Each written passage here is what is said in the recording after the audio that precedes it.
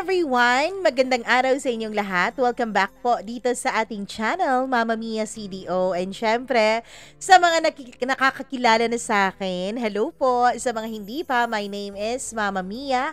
And ako ang tagapagkwento ninyo ng inyong mga karanasan sa buhay para ma-share natin sa iba at para malaman din nila at makakuha ng kanilang mga leksyon, inspirasyon mula sa iba't ibang mga kwentong pinapadala niyo po sa amin. Unang-una po sa lahat po ng mga nag-share ng kanilang kwento, maraming salamat po sa tiwala. At syempre sa mga dati pa nating subscriber na lagi naman talagang nakaabang, maraming salamat din po at inyo pong na-appreciate itong ating mga ginagawa dito sa ating channel. At sa mga bago nating subscriber, nako, thank you po sa inyong pagtitiwala sa pag-click ng subscribe button. At syempre sa mga bago po nating listener na hindi pa po nakapag-subscribe, sana ang kwentong ito ay magdulot sa inyo ng kakaibang damdamin nang sa ganun ay may click nyo naman yung subscribe button at notification bell para lagi po kayong updated sa bawat video po na ating i-upload. At syempre, bago po natin simulan ang ating mga kwento, babatiin muna natin isa-isa itong ating mga solid na mga supporters na mga nagko-comment. Marami naman tayo mga solid supporters pero hindi po nagko-comment. Oo, alam ko po, nandyan po kayo at hindi niyo po ako iniiwan at dahil po dyan, maraming salamat po sa inyong lahat. Nako naman, na-click ko po ang call. Pasensya na sa mga natawagan. Bakit naman ganon? Bakit naman nako-call kung mga hindi dapat mako-call? Pasensya na. Hello, Kalasyo. Maraming salamat sa iyo. Ashley Maim Jimenez, thank you so much sa pakikinig. Marie Santillan, ang pinaka-sexy daw sa Malolos, Bulacan. Naku, puntahan kita dyan, ha. Balita ako, maraming masasarap na pagkain dyan sa Bulacan. Oh, marami ako nakikita na mga vlogs, ganun. Hi kay Ruana Aguilar from Dasma, Cavite. Ronnie Alcaide, maraming salamat. Advance happy birthday. On Wednesday, ang kanyang birthday, July 3. Ronnie, advance happy birthday sa'yo. Hello din kay Elena Mabido. Maraming salamat. Josephina, maraming thank you din sa'yo. Hello rin kay Ana Marie Santillan. Ayun, binati na kita kanina. Babatiin pa rin kita ulit ngayon. Maraming salamat kay Zairil Viania. Thank you so much. Ano po bang dahilan? Bakit nilalagyan nyo ng minutes at saka second? Time po ba yung nilalagay dun sa comment? Pasensya na po, ha. Wala pong alam ang inyo, mami. Bakit may mga ganun? May mga oras. Tapos may mga nagko-comment ng ganitong oras, tapos pabati sila. Hindi ko naman sila nabati nung ganong oras. Hindi ko alam bakit ganon. Kay J.Ann Quiachon from Davao de Oro. Hi, J.Ann. Maraming salamat sa iyong pakikinig. Rogie Ginukod, thank you so much from Isabela. Hello din kay Danica Roldan. Thank you so much sa iyong panonood ng kwento natin kahapon.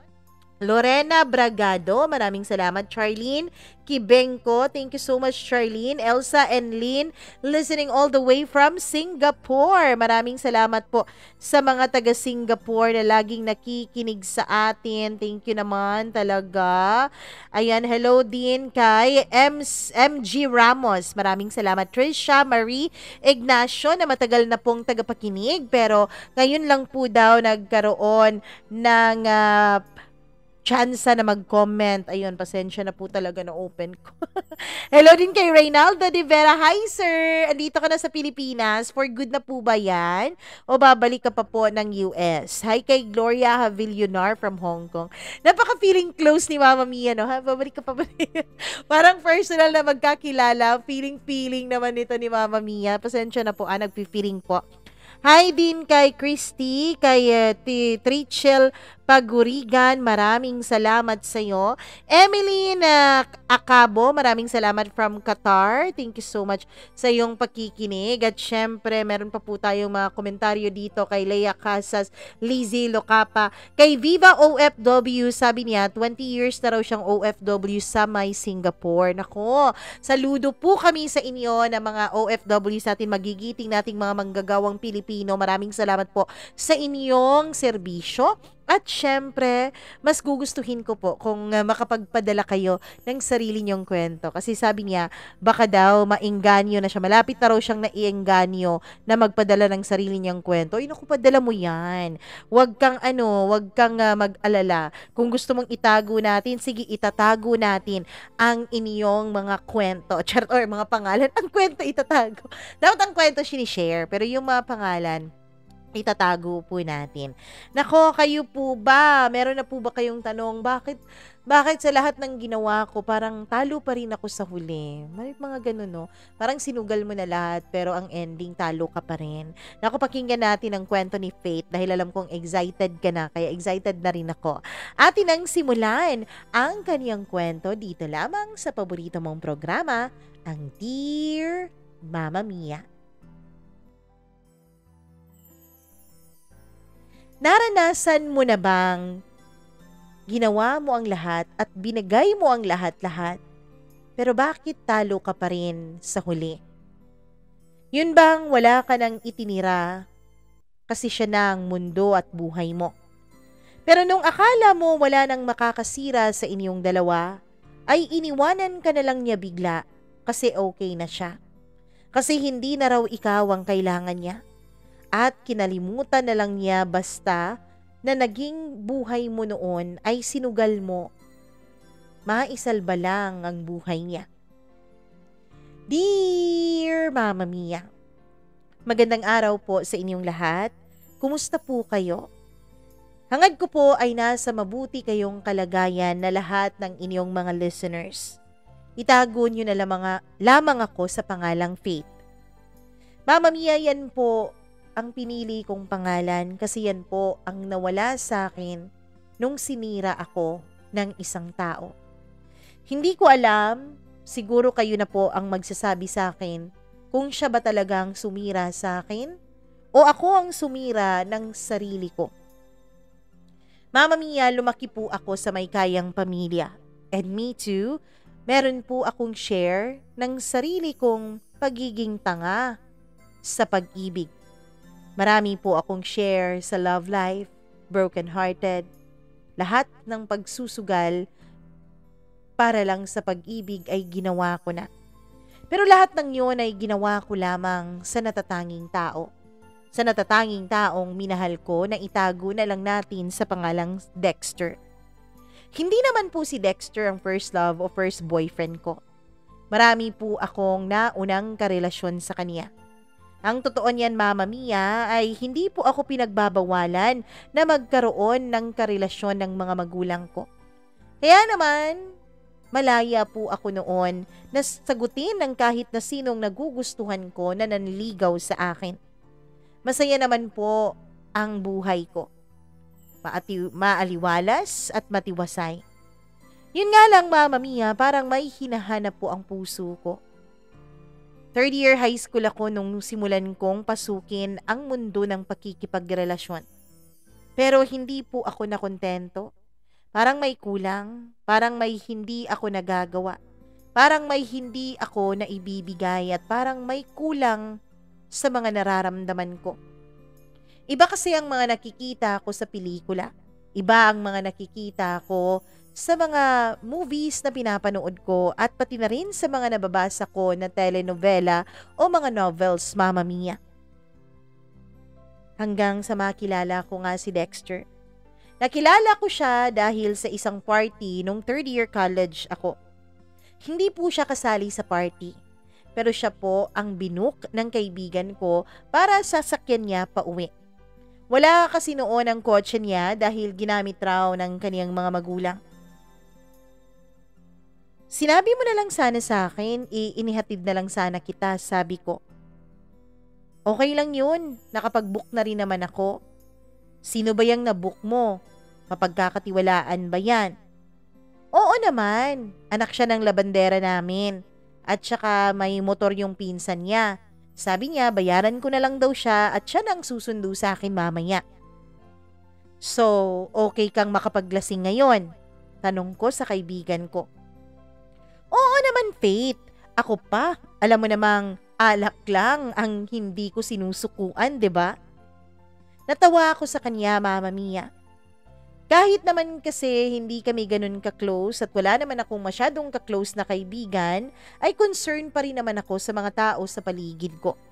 Kaya nung nalaman kong hindi siya nagdala ng kotse, ay nag-offer ako sa kanya na ako na lang ang maghahatid sa kanya pa uwi. Pero ang sabi niya, Mama Mia, ayos lang daw. Nahihiya din daw siya na magpahatid sa akin, kaya naman kumuha na raw siya ng maghahatid sa kanya. Ako naman ay naging maayos na rin nung malaman kong anak pala ng kanilang labandera ang susundo sa kanya. Kaya nakipaglasingan talaga ako. Pero dahil mataas po ang tolerance ko sa alak, ay mahirap po akong lasingin. Yung mga kaibigan at mga kasamahan ko ay lasing na lasing na. Kasali na nga doon si Vina. Si Vina, yung kaibigan na ikunento ko sa inyo kanina na nag-hire ng anak ng kanilang labandera. Nung dumating ang kaniyang sundo, ay sinabi ko na ako nang maghahatid kay Vina. Pero ma'am, bayad na po ako ni Ma'am Vina sabi niya. Alam ko, pero ayos lang yon. Alangan naman pasakayin mo dyan sa motor mo si Vina, lasing na, baka mahulog pa. Ma'am, marunong naman po ako mag-drive ng kotse kasi nagda-drive naman po ako. Nag-e-extra ako dun sa tito ko. Pwedeng ako na rin po mag-drive ng kotse niyo kasi parang may tama na rin kayo ng alak Alam kong tama siya, Mama Mia. Meron na rin akong tama noon, kaya binigay ko na sa kanyang susi at sumakay na ako sa likod katabi ng kaibigan ko.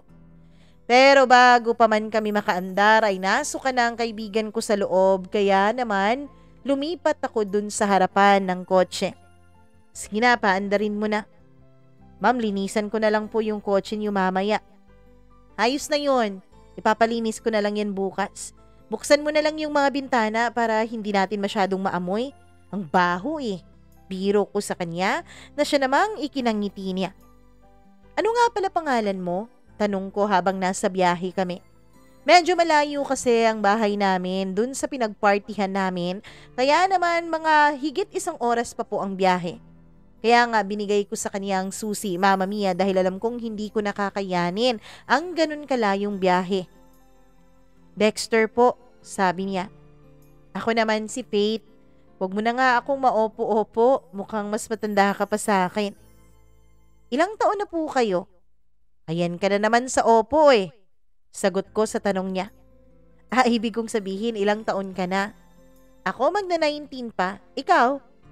24 na. Sabi ko na nga ba, mas matanda ka na sa akin. Saan ka ba nagtatrabaho? Tanong ko. Pa-extra-extra lang. Hirap kasi walang tinapos, sabi niya. Ganun ba? Pwede ka pa rin namang magtapos. Magsikap ka lang, basta saan ba't makakapagtapos ka rin. Mama Mia, pagdating namin sa bahay ng kaibigan ko ay kumatok ako at pinagbuksan naman kami ng mga katulong at inalalayan kami para makapasok na ang kaibigan ko. Nung makapasok na si Vina ay ako naman ang uuwi. Mama Mia, si Dexter pa rin ang nag-drive noon. Nasa harapan pa rin ako at nagkwakwentuhan kaming dalawa. Kahit naman may kaya ang pamilya namin ay hindi naman ako matapobre at hindi rin matapobre ang pamilya ko. Sanay kaming nakikihalubilo sa iba't ibang uri ng tao. Kaya naman hindi ako naging awkward o ilang na magkipag-usap kay Dexter noon. Habang nag-uusap kami ay panay din ang ngiti niya. Bakit ganyan ka makangiti? Tanong ko. Wala ma'am, iba ka kasi dun sa mga ibang kaibigan ni Ma'am Vina Yung mga ibang kaibigan niya, yung ibang kasamahan niya nung uminom siya, parang ang aarte, hindi man lang ako matignan. Naku, bakit naman ganun? Pare-pareho lang naman tayong tao. Tsaka hindi naman kami Bill Gates kayaman o di kaya yung mga Henry C. level. Ano lang naman, may kaya lang pero hindi naman ganun kayaman, sabi ko. Buti pa kayo ma'am, hindi maarte. Wag na ngang ma'am itawag mo sa akin, Faith na lang. At mula ngayon magkaibigan na tayo. Mama Mia, nakita ko pong medyo nailang siya nung sinabi kong magkaibigan na kami. Huwag kang mailang, ayos lang yan. At nung makarating na kami ng bahay, ay ibibigay na sana niya sa akin ang kotse. Dexter, pwede bang dalhin mo na lang yung kotse ko tapos ikaw na lang ang magpalinis. Babayaran na lang kita. Naku ma'am, huwag ka na pong magbayad. Ayan ka na naman sa ma'am at sa po. Ay, Esti Faith, huwag ka nang magbayad kasi bayad na rin naman ako sa paghahatid ko sana kay Vina. Pero iba yon, paghahatid yon. Iba to, paglilinis to. Ayan o, bayad yan ah. Tapos bukas mo na lang ibalik yung kotse kasi gabing-gabi na rin eh. Mga anong oras ka papasok bukas? Tanong niya. Mga 9:00 na ako aalis ng bahay. Tsaka nga pala, pwede bang mag-exchange tayo ng number? Nang sa ganun matawagan kita, sabi ko. Nagpalitan nga kami ng numero. Nung una Mama Mia, sabi niya, may memorize na lang daw niya ang number ko dahil nahihiya siyang ilabas ang kanyang cellphone. Latest edition kasi yung sayo, tapos tong sa akin, luma na, sira-sira pa. Natawa na lang ako habang tinatype ko ang cellphone number ko sa cellphone nga niyang medyo sira na. Nung makaalis na siya ay ewan ko ba. Tinanong ko ang sarili ko bakit bigla akong nagtiwala sa taong yon. Hindi ko pa naman kotse yon. Kotse yon ng mga magulang ko na pinapagamit lang sa akin kapag wala sila at nasa trabaho. Kinabukasan ay maagang-maagang dumating si Dexter.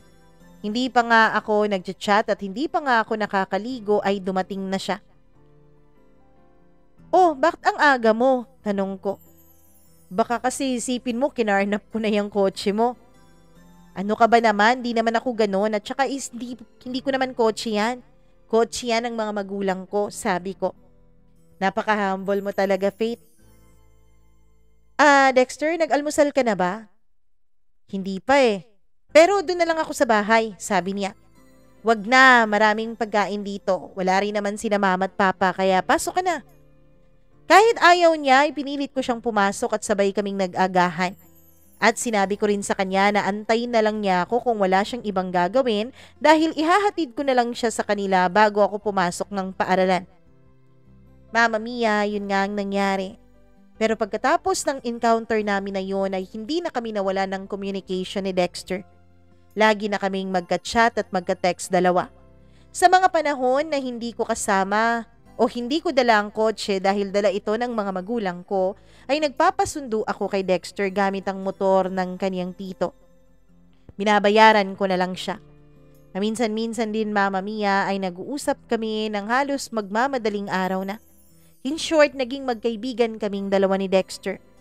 Hanggang sa lumaon ay nagkaroon na nga kami ng relasyon. Nung una, alam kong nahihiya siyang ligawan ako. Pero katagalan Mama Mia ay niligawan na rin niya ako dahil tumagal ng 1 taon na ang pagkakaibigan namin noon. Ako pa talaga ang naunang umamin sa kanya. Nahiya pa siya nung umamin ako na crush ko siya. Crush din naman kita pero hindi naman tayo bagay. At ikaw pa talagang nagsabi ng ganyan na, mukhang ikaw yung babae sa atin, sabi ko pa. Hindi naman, pero ano eh. Ano ba, gusto mo ba ako? Hindi. Gusto. Diligawan mo ko.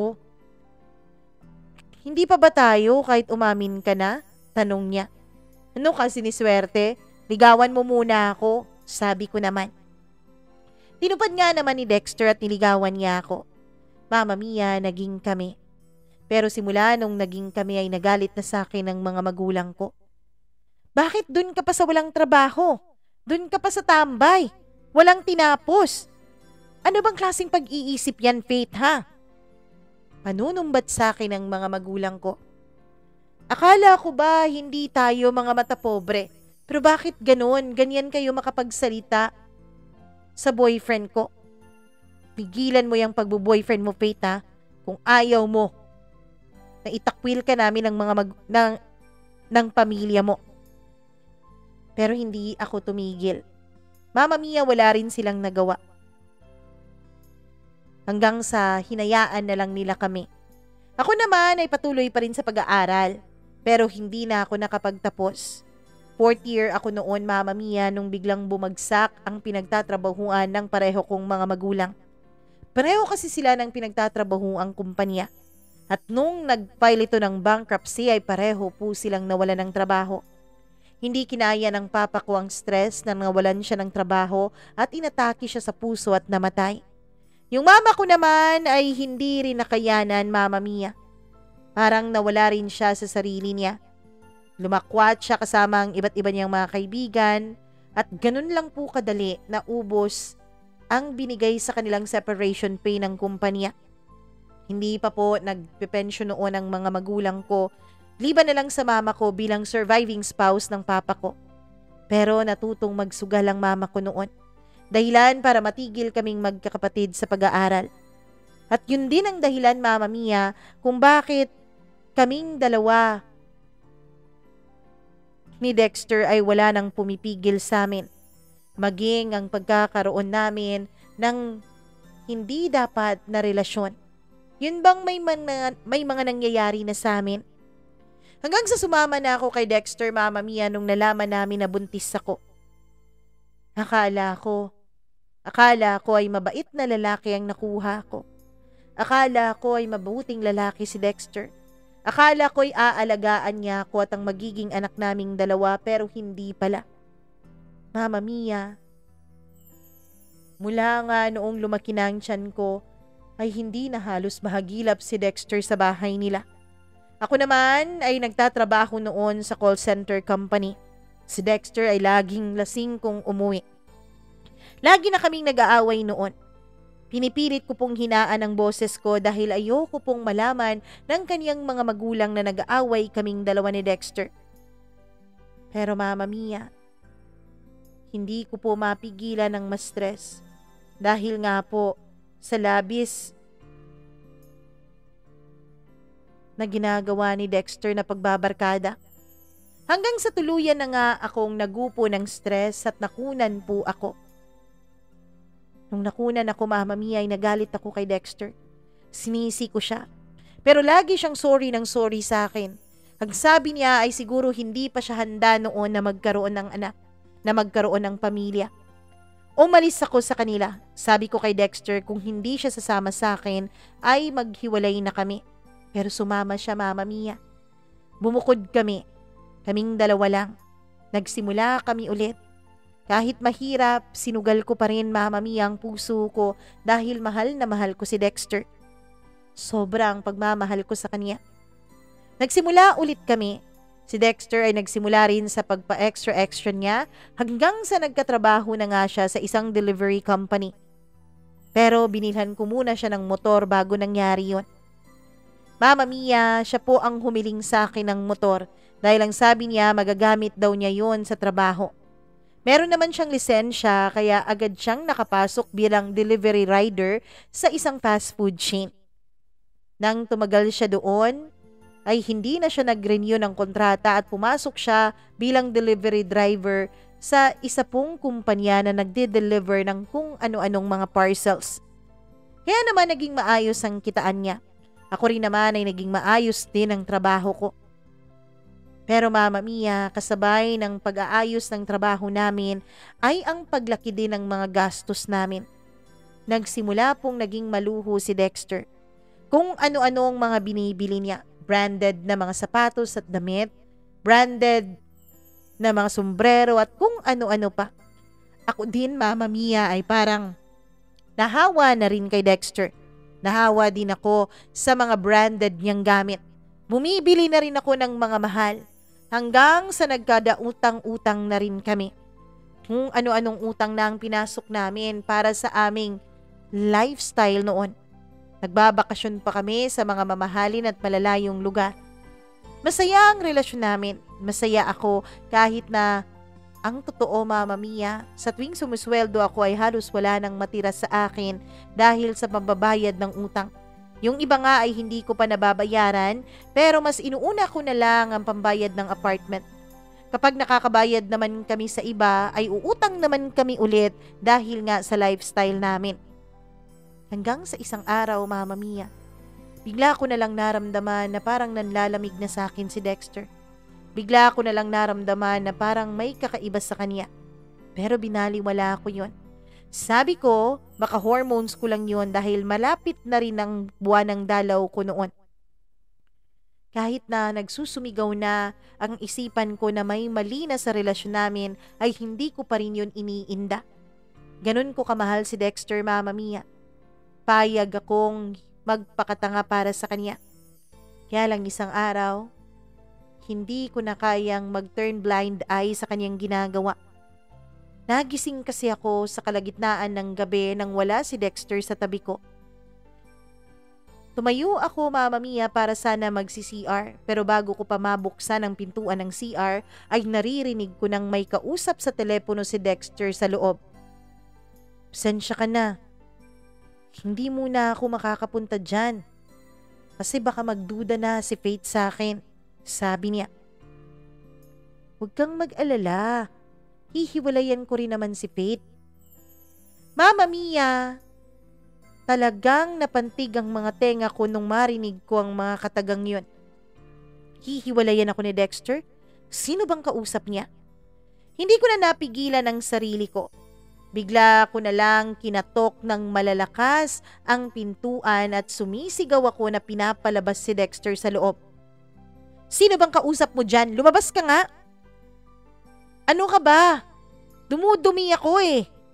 Dumudumi? Rinig na rinig kong may kausap ka dyan sa cellphone mo? Akin na yung cellphone mo. Nakalakang pintuan ng CR kaya hindi ako basta-bastang nakakapasok. First time po yun na naglalak siya, Mama Mia. Kaya alam kong may ginagawa siyang milagro. Pagkalabas niya ay ginagaslight pa niya ako. Sabi niya wala lang daw yun. Sabi niya kasamahan daw niya sa trabaho. Kasamahan mo sa trabaho? Pero bakit naririnig kong sabi mo sa kanya na hihiwalayan mo ko? Ano ka ba? Wala talaga yun. Pwede ba manahimik ka na? Mama Mia, pinipilit kong abutin ang cellphone niya pero hindi niya binibigay sa akin. Hanggang sa siguro nairita na siya at naitulak na niya ako at bumagsak ako sa sahig. Umiyak ako noon. Agad din naman siyang nagsorry sa akin at ang sabi niya wag daw akong mag-alala dahil wala lang daw yun. Kumbaga, for fun lang daw yun, Mama Mia. Pero simula noon ay hindi na natahimik ang puso ko. Hindi na natahimik ang loob ko. Hanggang sa Mama Mia, in-stalk ko na lahat ng social media accounts niya. Hanggang sa nakita ko ang isang babae na palaging nagko-comment sa mga post niya. Doon na ako kinabahan. In-stalk ko yung babae. Mama Mia, nakapublic po yung account niya kaya nakikita ko lahat ng mga story niya sa Facebook. At nakita ko nga doon. In-story pa niya na nagkape silang dalawa ni Dexter. Kahit mga kamay at paa lang ang kanyang nilagay doon ay kilalang-kilala ko naman ang kamay ng boyfriend ko. Pati na rin ang sapatos na branded na binili ko sa kanya.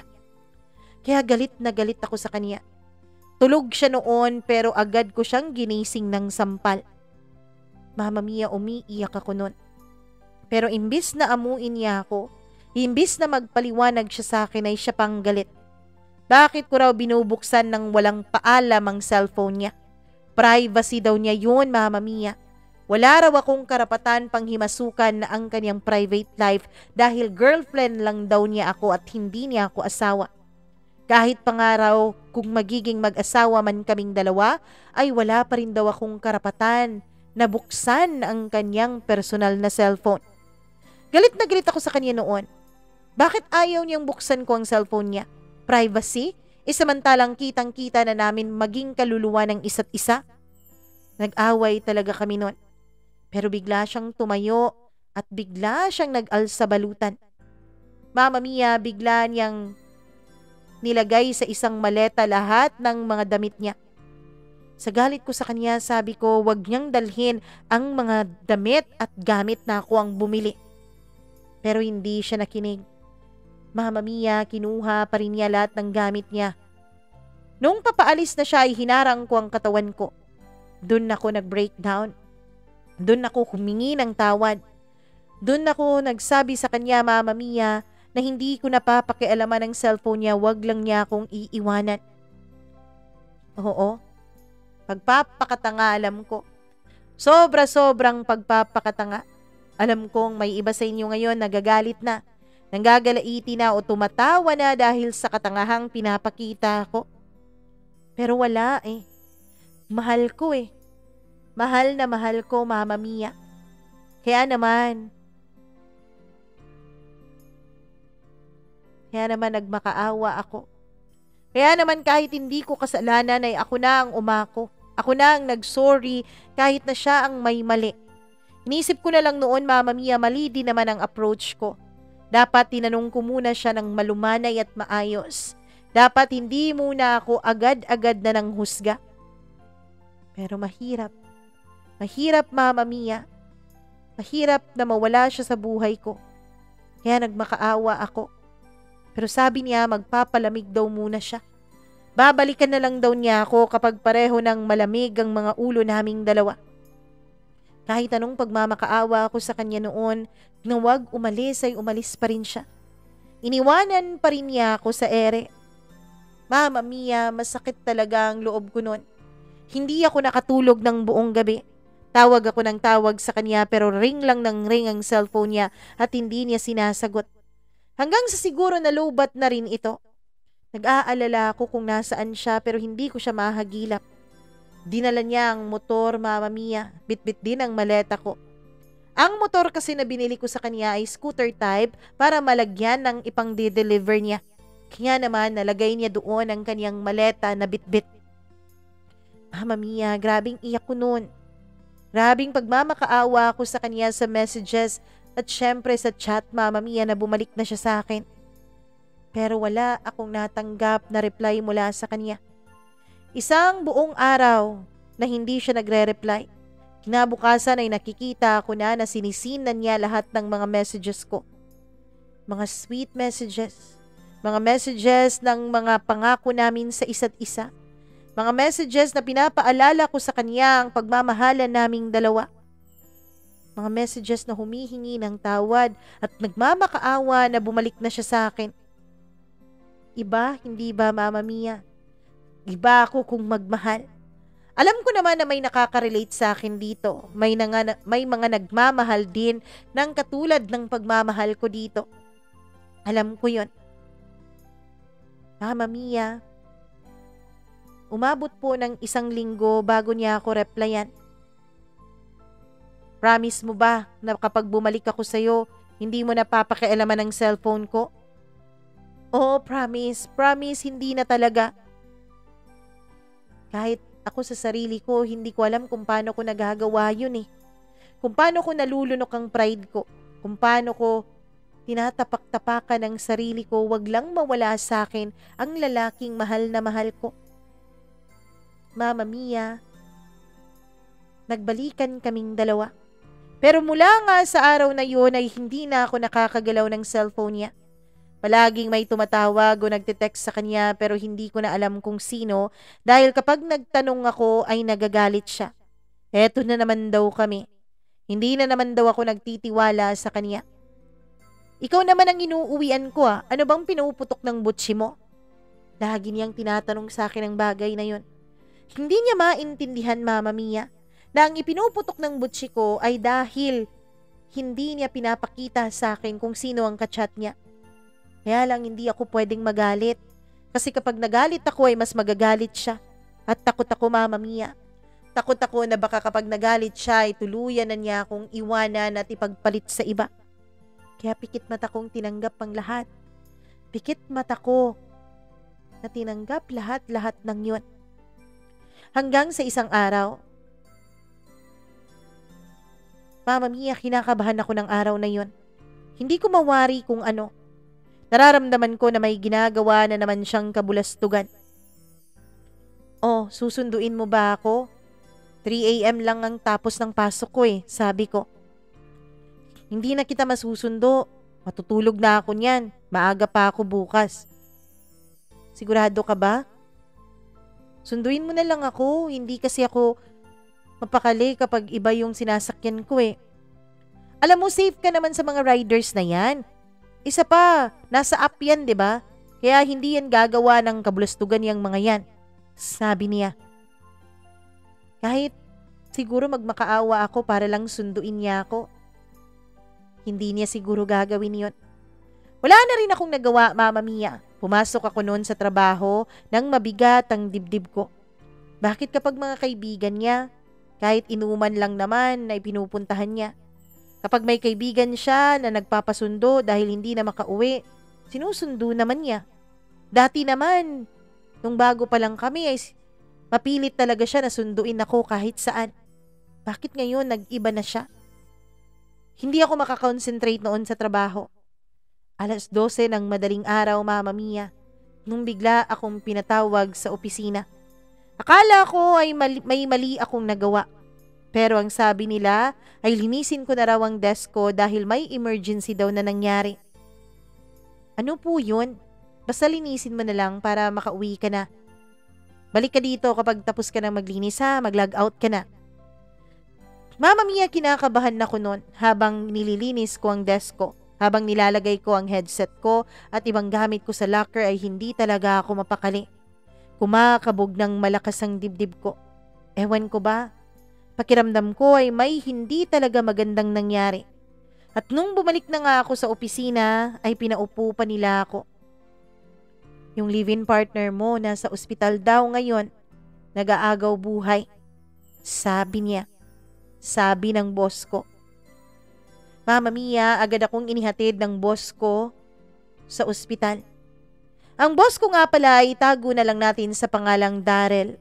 Si Darrell po, Mama Mia, ay isang mas lalaki na mas matanda sa akin ng halos 20 taon. Nung una po akong pumasok sa call center company na yon ay ramdam ko na agad na may gusto siya sa akin. Hindi naman niya yon tinatago sa akin. Lagi siyang nagchat sa akin kung minsan, Mama Mia, ay mga malalaswang bagay pa. Pero hindi ko po yon pinapansin. Blinak ko na po siya dahil ayoko pong may mabasa sa mga chat niya ang boyfriend kong si Dexter. Ayokong panimulan yun ng away.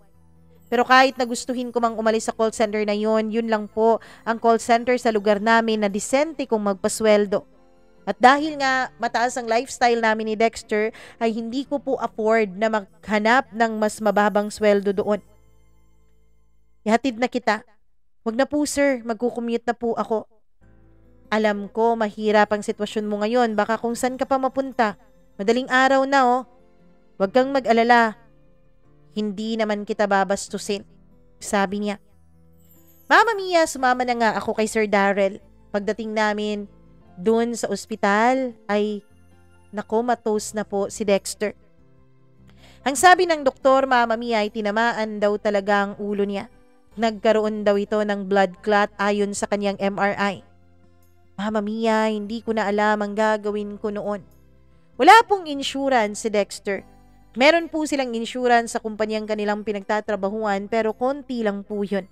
At napakalaki po ng gastos sa kanyang pampapa-ospital. Nakoma pa talaga siya. Mama Mia, dahil mahirap lang ang pamilya ni Dexter ay wala akong maaasahan sa kanila.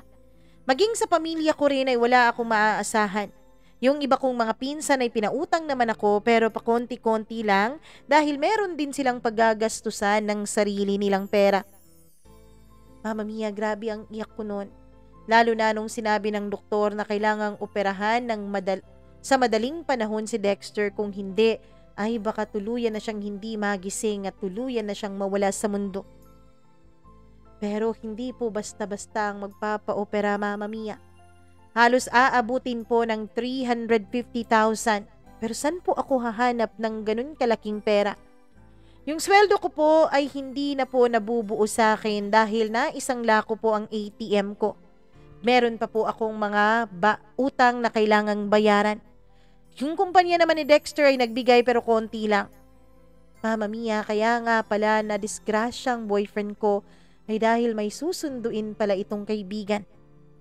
Ang masaklap pa dun, Mama Mia, ay babae ang susunduin niyang kaibigan. Ang sabi ng kaniyang mga kabarkada na kainuman niya ay kaibigan lang daw yun ni Dexter pero iba po ang kutob ko. Alam ko pong hindi lang yun basta-basta kaibigan. Pero hindi ko yun ininda nung mga panahon na yun. Binaliwala ko po ang sarili kong feelings, ang sarili kong nararamdaman, ang sarili kong galit. Dahil alam ko ang mas importante nung mga panahon na yun ay ang kaligtasan ni Dexter. ang kaligtasan ng buhay niya. Kung saan-saan po ako humihiram ng pera pero wala na pong nagpapahiram sa akin dahil may mga existing pa akong utang sa kanila. Hanggang sa sinabi ng doktor na dapat hindi na raw aabuti ng 1 linggo bago pa operahan ang boyfriend ko.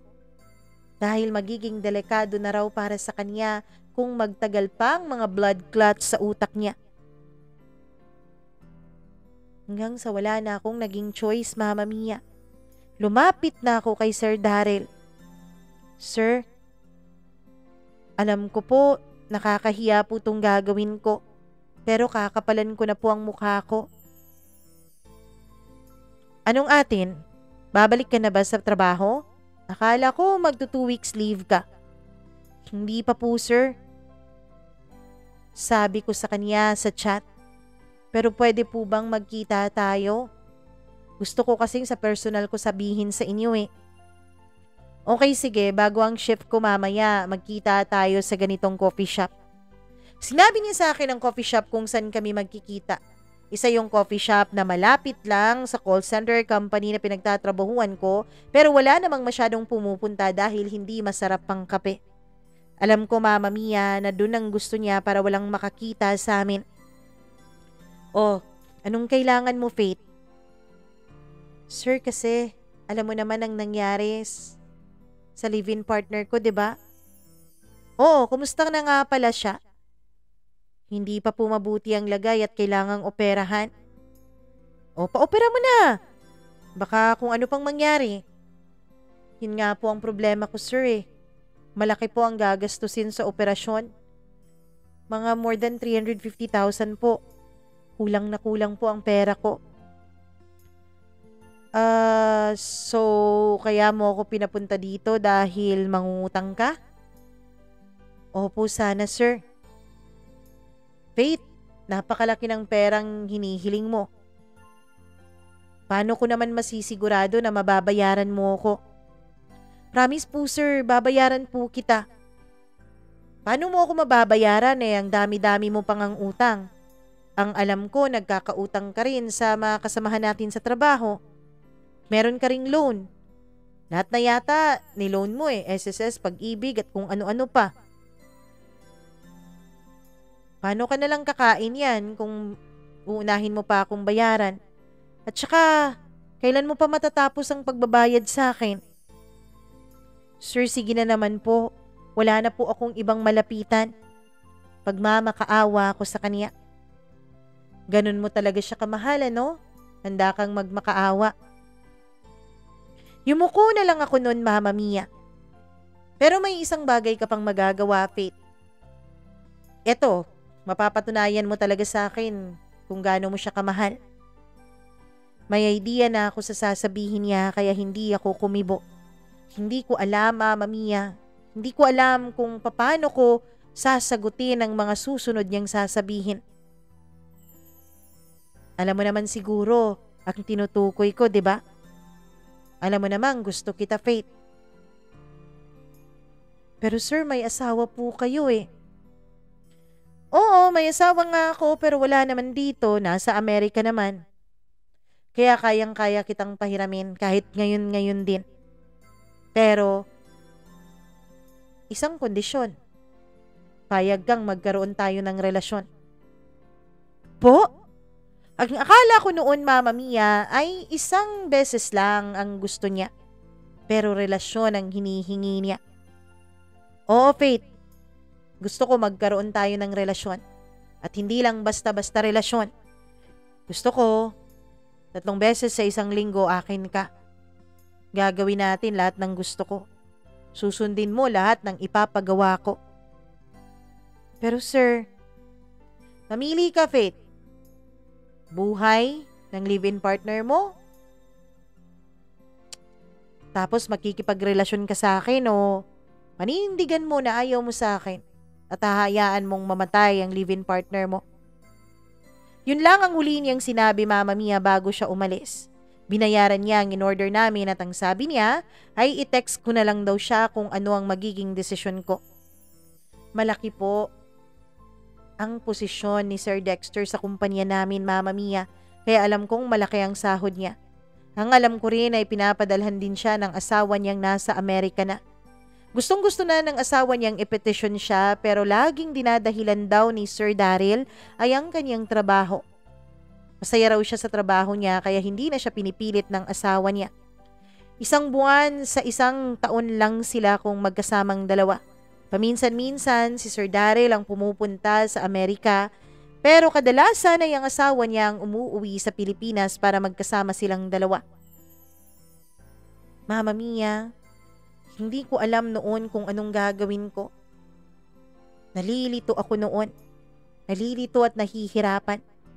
Sa pagbalik ko sa ospital ay sinabi ng doktor na nagkaroon raw ng seizure si Dexter at kinakailangan na raw talaga na maoperahan siya.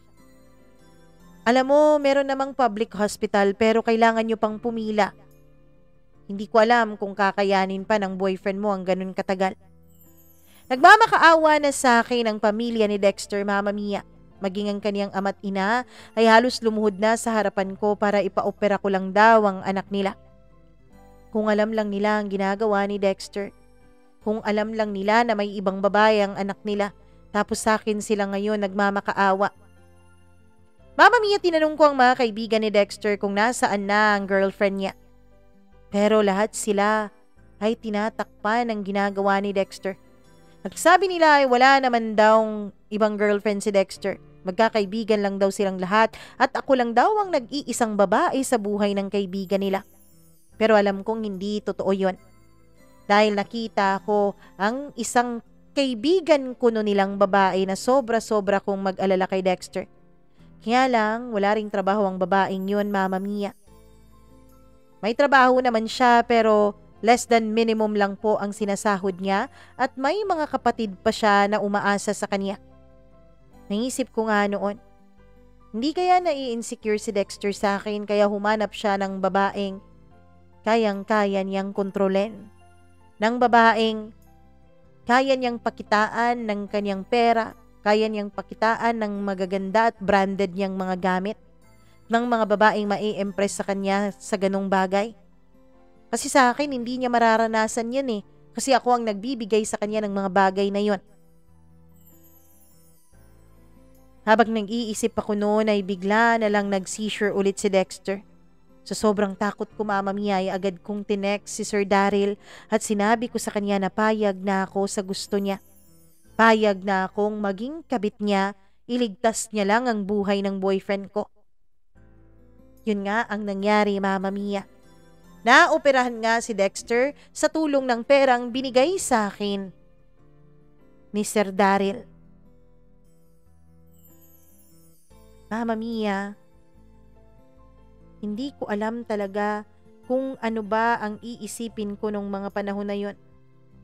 Sobra-sobra po ang lungkot sa puso ko.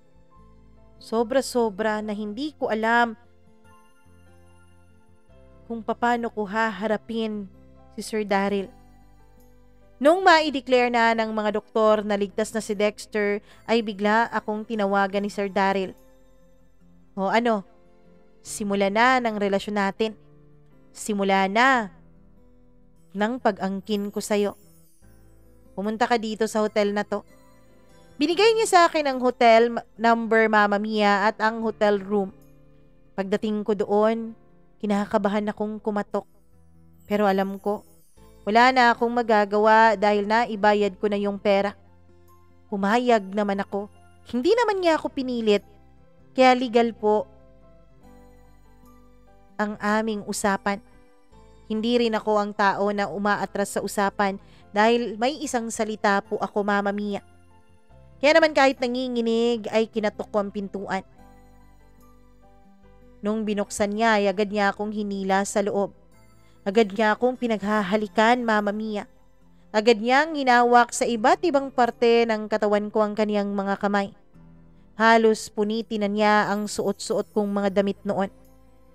Alam mo bang ang tagal-tagal ko nang gigil na gigil sa'yo? At ang tagal-tagal na kitang pinagmamasdan mula sa malayo.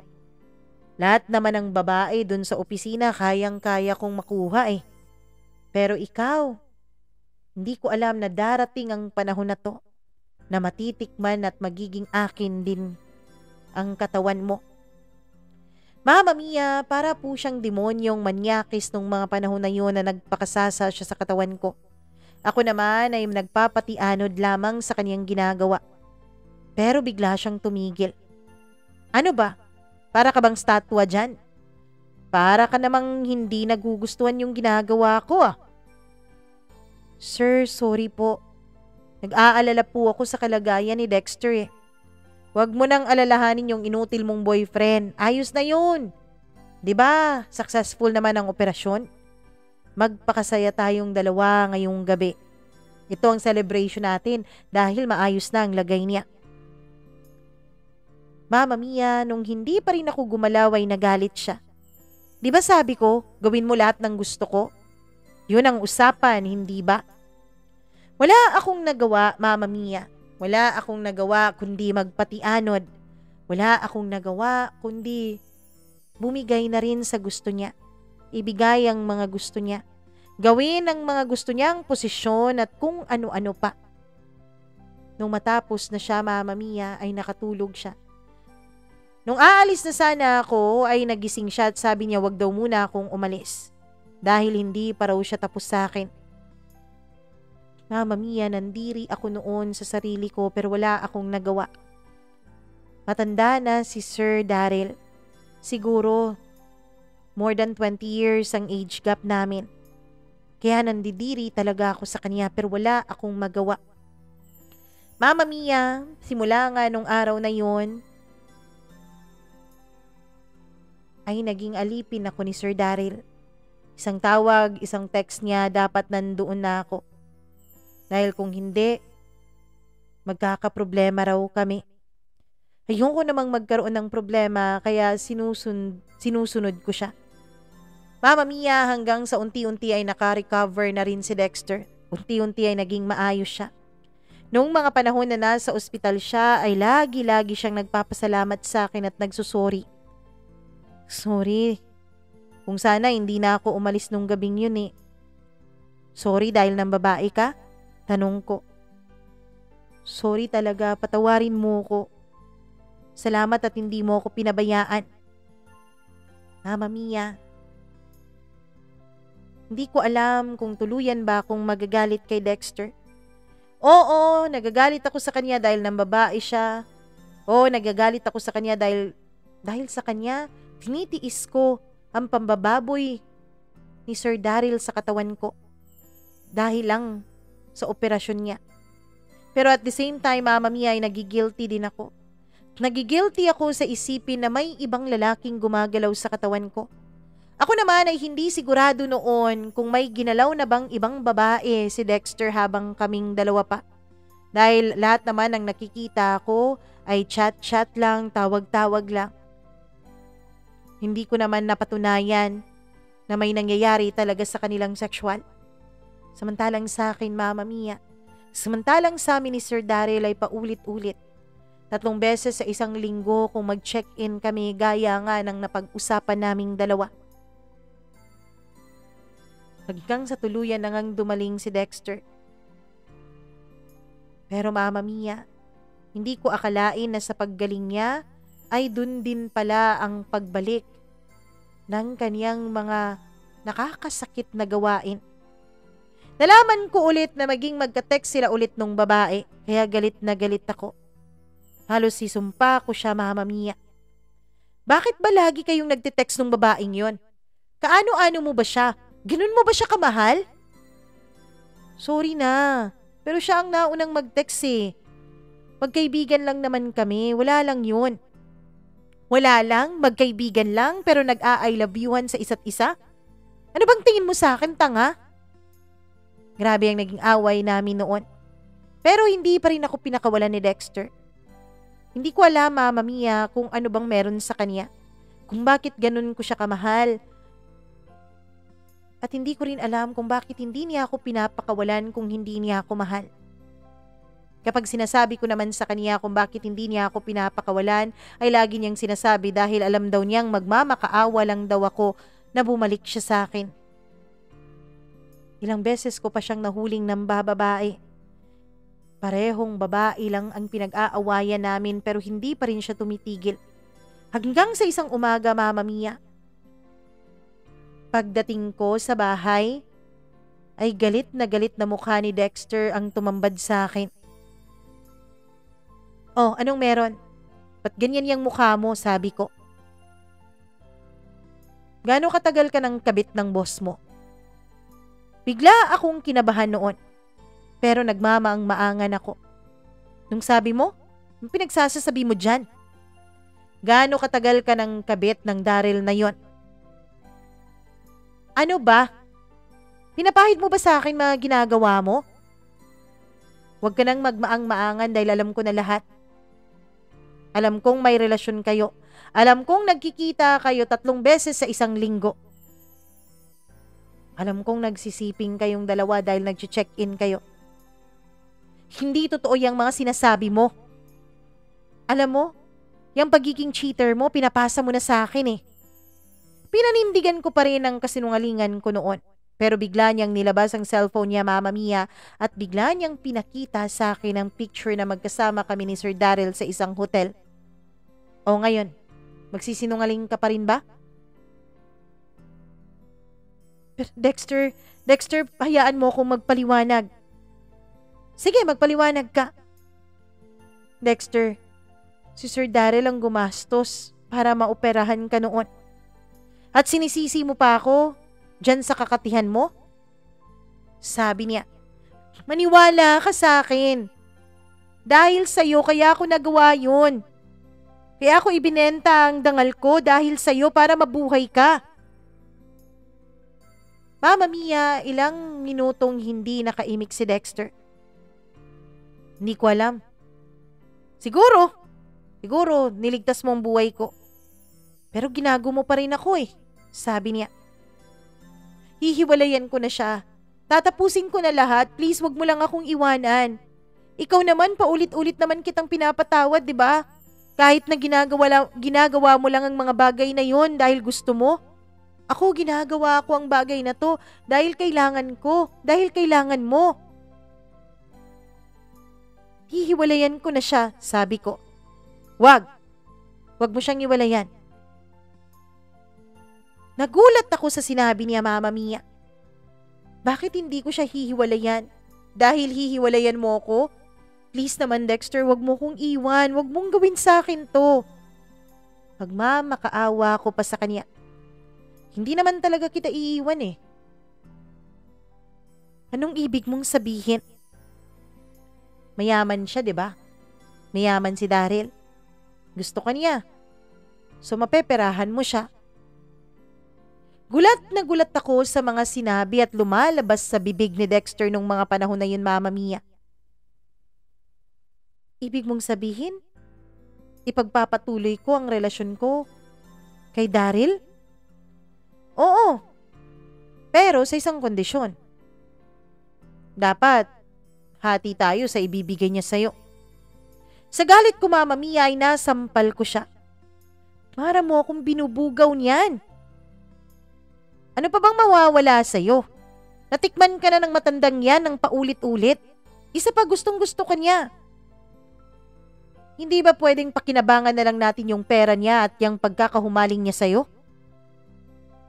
Pero Dexter, akala ko ba mahal mo ko?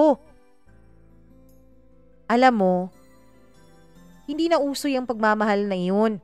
Oo, mahal kita. Pero handa akong i-share ka sa iba para makaahon tayo sa mga utang natin. Dami-dami nating utang, di ba? Hindi na nga tayo magkanda-ugaga sa pagbabayad. Tapos, hindi na tayo nakakapag-date sa mamahalin. Hindi na tayo kumakain ng mga masasarap na pagkain. Yun ay dahil nagbabayad pa ako ng mga utang natin. Ikaw nakabalik ka nga sa trabaho pero konting shift lang ang kinukuha mo kasi hindi ka pa pwedeng mabinat ng gusto. Kaya nga, kailangan natin yung matandang yan. Huwag mo siyang hihiwalayan na. Mama Mia, kahit anong sabihin ko kay Dexter ay hindi niya talaga maintindihan. Lagi niyang sinasabi sa akin na huwag ko raw hihiwalayan si Daryl. Dahil si Daryl daw ang pag-asa namin para wag tuluyang mawala ang aming nakasanayang lifestyle. At yun nga ang nangyari, Mama Mia. Tuluyan na nga akong naging kabit ni Daryl. Hindi na lang 3 beses sa isang linggo, kundi kahit kailan niya gustuhin, basta wala akong buwan ng dalaw. Binibigay din ni Daryl sa akin ng lahat, Mama Mia. Mga luho, mamahaling bags, pera at kung ano-ano pa. Mama Mia, hindi ko alam. Hindi ko alam pero nasadlak na talaga ako sa labis na kasalanan. At ang pinakamasakit pa niyan, Mama Mia, ang lalaking mahal ko, si Dexter, meron din siyang ibang babae. Iniiwan niya rin ako sa ere, Mama Mia, kapag nangailangan yung babae niya. Yung perang pinaghihirapan ko, yung perang piniperform ko kay Daryl para lang makuha ako. At saka binibigay ko naman ang kalahati kay Dexter pero ginagastos niya lang yun sa babae niya.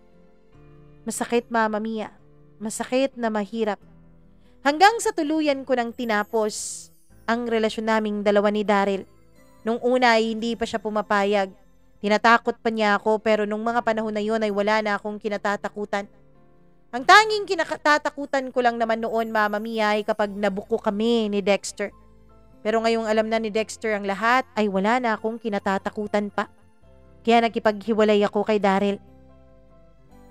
Kung ayaw mo makipaghiwalay sa akin, sasabihin ko sa asawa mo ang tungkol sa ating dalawa. Mapuputol ang allowance mo. Masisira ang reputasyon mo. Lahat pa naman ng tao ang tingin sa'yo mabait. Ang tingin sa'yo anghel. Gusto mo ba yun? Sabi ko sa kanya. Well, natikman na rin naman kita. Ilang taon na rin naman kitang pinagsawaan. Kaya sige, makipag-iwalay ka sa akin, ayos na. Yung pera na binigay ko sa'yo, na hindi mo naman binayaran, yung pampa-ospital no ng boyfriend mo, limos ko na lang yun sa'yo. Mama Mia, nasaktan ako sa mga pang-iinsulto niya pero hindi ako nagpatinag. Hindi na ako nagpakita ng galit. Pinanindigan ko na ang desisyon kong makipaghiwalay sa kanya. Nung naghiwalay kami, ay agad akong bumili ng cake at umuwi sa bahay. Tinawagan ko si Dexter at sinabi ko sa kanya na magkita kami, dapat maaga siyang umuwi. Akala niya siguro, Mama Mia, ay may pera kaya dali-dali siyang umuwi. Alam niya kasi na yung araw na yun ay magkikita kaming dalawa ni Daryl. At sa tuwing magkikita kaming dalawa ni Daryl ay meron talaga itong inaabot na pera sa akin. Kaya naman, mabilis pa sa 4:00 na dumating si Dexter sa bahay. Oh, tapos na agad kayo? Sana yung parte ko? Wala na, sabi ko. Anong wala na? Mula ngayon, wala ka nang magiging parte dahil hiniwalayan ko na siya. Ano? Bakit mo hiniwalayan? Sabi ko naman sa'yo, wag. Dexter, ayoko na. Gusto ko nang ayusin tong relasyon natin. Gusto ko nang bumuo ng pamilya kasama ka. Tumawa si Dexter ng malakas, Mama Mia. Anong akala mo, makakabuo pa tayo ng masayang pamilya sa lahat ng mga pinagdaanan natin?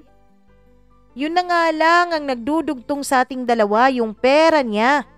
Tapos tinapos mo pa. Kaya mula sa araw na to, magkanya-kanya na tayo. Mama Mia, gulat na gulat ako sa sinabi ni Dexter. Pero may parte sa puso ko na nagsasabi sa akin na dapat ini-expect ko na to. Kasi ito rin naman talagang mangyayari sa aming dalawa. Pagkatapos ng lahat ng mga pinagdaanan namin, dito din kami mapupunta. Nung gabing yun ay hiniwalayan ako ni Dexter. Kinuha niya lahat ng mga gamit niya at umalis na siya. Mama Mia, gusto ko pa talagang magmakaawa sa kanya noon. Pero pinigilan ko ang sarili ko. Alam ng Diyos, Mama Mia, kung gaano karaming fighting spirit ang kailangan kong ipunin para lang wag nang tuluyang magmakaawa kay Dexter. Pero nung makaalis na siya ay tinadtad ko pa rin siya ng mga messages. Nagmamakaawa pa rin ako sa kanya sa text na wag niya akong tuluyang iwan pero wala na ring nagawa ang pagmamakaawa ko na yun. Dahil tuluyan na ring nawala si Dexter. At nalaman ko pa talaga, Mama Mia, na nabuntis na niya yung babae niya.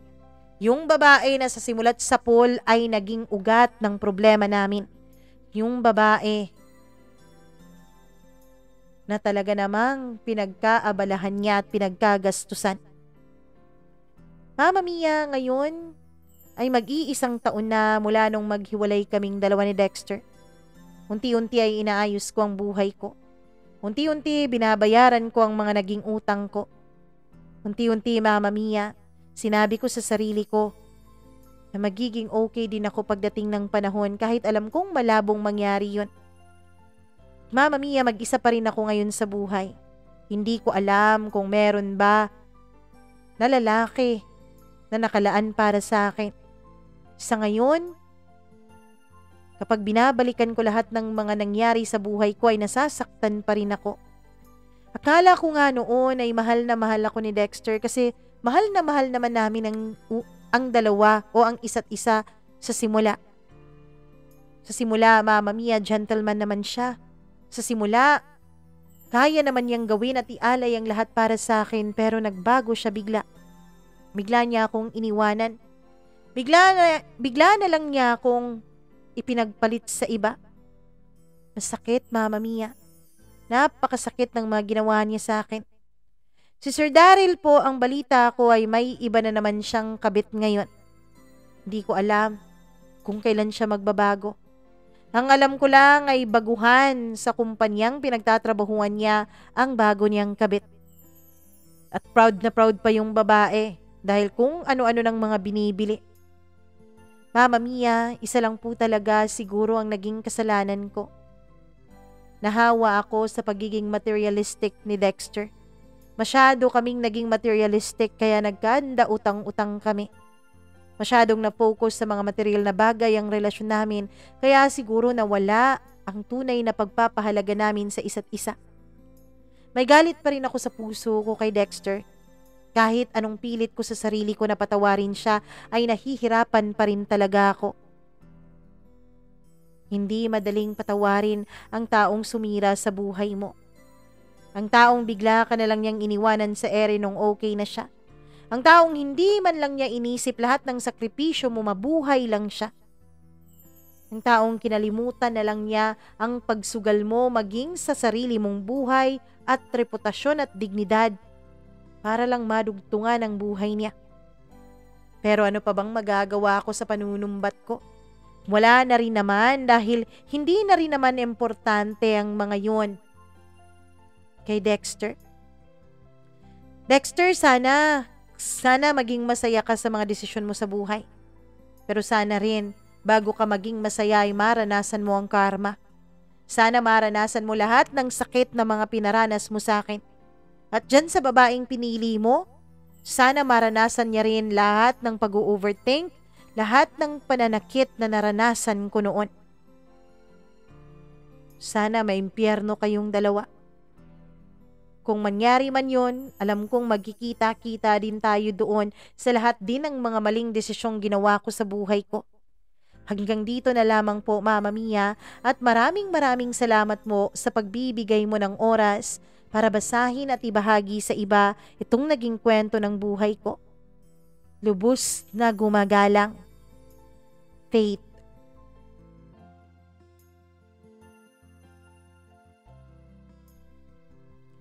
Kakaiba ang kwento ni Faith, ha. Parang ibinugaw siya ng sarili niyang boyfriend. Pero, ewan ko ba, Faith? Siguro, hindi talaga kayo itinadhana ni Dexter sa isa't isa.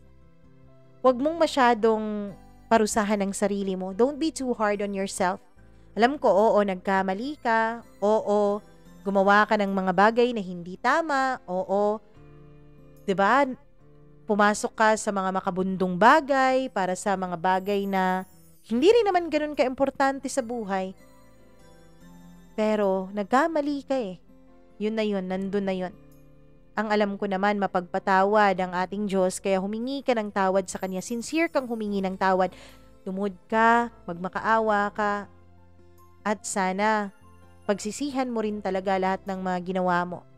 Dahil sabi nga sa isang part nung The Chosen, hindi ko alam kung nanonood kayo ngayon, pero sa season 4 ata yun, kasi hindi ko pa napanood kasi wala pang available na season 4. Ang sabi doon, you ask forgiveness o humihingi ka ng tawad hindi para patawarin ka. Humihingi ka ng tawad dahil pinagsisisihan mo lahat ng mga ginawa mo. Yung pagpapatawad ay regalo na lang ng taong pinagkasalaan mo. Sana, Faith, humingi ka rin ng tawad sa Panginoon at humingi ka ng tawad sa sarili mo at patawarin mo rin ang sarili mo sa lahat ng mga maling desisyong ginawa mo sa iyong buhay. I bet bata ka pa, kaya marami pang pwedeng mangyari sa buhay mo. May pagkakataon ka pang magbago. Kapag tayo ay nasa mundo at buhay pa, may pagkakataon pa talaga tayong ayusin ang buhay natin kahit gaano man ito kagulo at gaano man ito kakomplikado. Pinagdarasal ka namin, Faith. At sa mga nagustuhan ng kwento ni Faith, please do like and share this video. Please subscribe to our channel. Huwag po kayong mag-atubiling mag-subscribe, please, please, please. At kapag nakapag-subscribe na po kayo, click the notification bell para lagi po kayong updated sa bawat video na i-upload natin dito sa ating channel. At huwag na huwag niyong kakalimutan na mag-share ng sarili niyo ring kwento. Please do share po ng mga nakaka-inspire at kakaibang kwento ng inyong buhay. Email lamang po kayo, mamamia.cdo0317@gmail.com. Maraming salamat po sa inyong walang sawang pagsuporta at maraming salamat kung hinihikayat mo rin ang iba na suportahan itong ating munting tahanan. Tayo po ay malapit ng mag 58,000 as of recording this video. Nasa 57,990 na po tayo. So 10 na lang. Maraming salamat talaga sa inyong suporta. Ako po ang nag-iisa ninyong Mama Mia. Magandang araw po sa inyong lahat.